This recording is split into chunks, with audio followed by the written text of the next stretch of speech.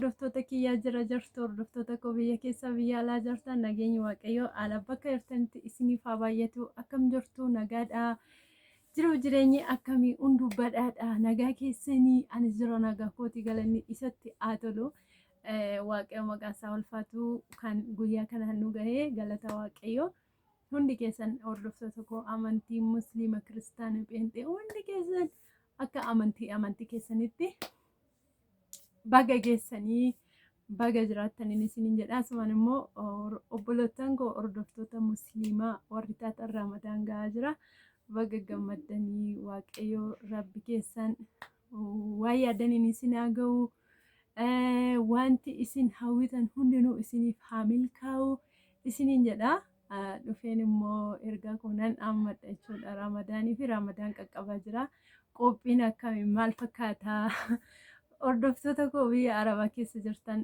obbolootaan koo warri shamarranii hojiin maadaam akkamsiin godhaa jira ramadaan gubbi jechaa jirtu miti nagaa keessanii ani jira nagaa kooti galanni gooftaatti tolu isinis baga jiraattanii baga nagaa keessan taatanii abshir omaa miti obsaa amma yeroo kana hojiin isinitti hin baay'ata warri shamarranii keessuma warri mana maadaam jirtanii omaa miti obsaa suuta mujedhaati hojjedha ofin miidhina hojiin arabaa hin dhumu amma ramadaan waan qaqqabaa jiruuf yoona kana maadaamiin fiigicharra isiniin jirti innaa obsaa omaa miti rabbi immoo humna isaa jajjabina isaa isiniif haa kennu obbolootaan koo isiniin jedha obbolootaan koo warri musliimaas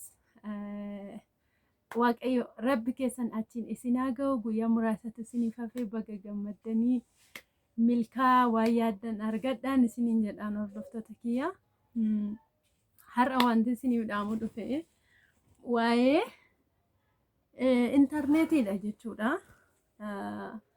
intarneetiin koo eessa jirti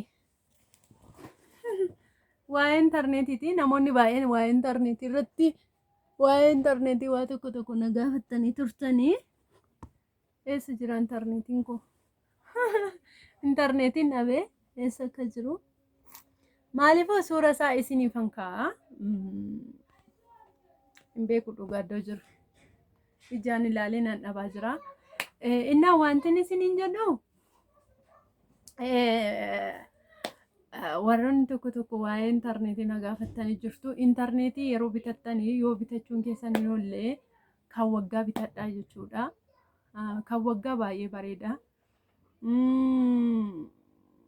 waggaatti kan waggaa yoo bitattani ani akkanasitti finfinneetti bitadhetti kan waggaa tokko birrii 8,200 bitee jechuudha kan waggaa amma waggaan isaa dhufutti hin kaffalu jechuudha waa intarneetii kana yoommoo kan ji'aa bitachuu barbaaddan immoo kan ji'aa birrii 6,000 kaffaltu birrii 6,000 kaffaltanii ji'aan immoo birrii 1,100 kaffaltu jechuudhaan inna garaagarummaa birrii 4,000 wayii qabaa jechuudha birrii 4,000 osoo waggaa ta'e meeqa kaffallaree waggaatti birrii 1,200 miti 1,100 waggaatti birrii 1,200 kaffaltu kan immoo kan ji'aa moo bitattanii kan waggaa moo bitattanii jechuudha dhiifa wallaalaadha kan waggaa bitattan immoo birrii 8,200 kaffaltu jechuudhaan inna garaagarummaan isaa maalidha seetanii garaagarummaa birrii 4,000 qabaa jechuudha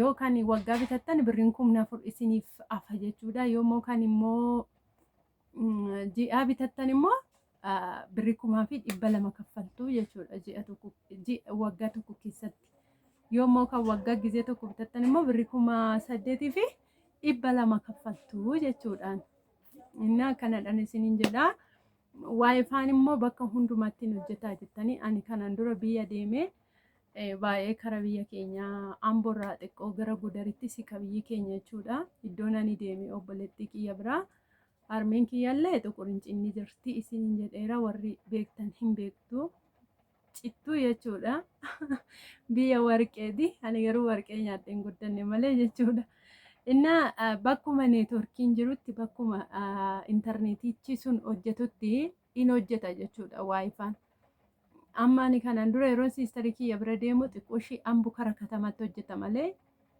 kara biyya Gudar jedhamu sanatti neetworkiin tokkollee hin hojjetu jechuudha. Daataas bitattanii bakki isaa bakka neetworkiin jiraatu ta'uu qaba. Yoo bakka neetworkiin hin jirre ta'e hin hojjetu jechuudha daataan sun. Akkuma 3G jechuudha daataa yeroo bilbilatti guuttannu akkamidha. Akkuma sanaati jechuudhaan. Inna kanaafuu yeroo waayifaa bitattanii bakki isin jirtan murtaa'aa ta'uu qaba. Bakka waayifaan jiraachuu qabu, bakka daataan irratti hojjetu ta'uu qaba.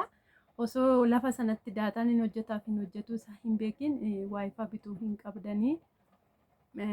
Isiniin jedhaa waa'ee intarneetii namoonni tokko tokko na gaafatanii turtanii viidiyoon hojjedhaa jedhe tanan animmoo keessaan isiniin deebisne jechuudha. Maaliif viidiyoon hojjedha anaafis bu'aa qaba. Isinis nama baay'eedhaafis ergaan kun hin qaqqaba jechuudha. Namoonni baay'ee waa'ee waayifaa irratti dubbataniiru. Ijoolleen immoo tokko tokko kan hin dhageenye immoo jiraachuu danda'u waa'ee waayifaa sanaa. Kanaafuu har'a waa'ee waayifaan isinitti himuu dhufe. Waayifaan kan waggaa bitadha. Yoo lafa daataan hojjetu, lafa intarneetiin hojjetu ta'e kan waggaa bitadha.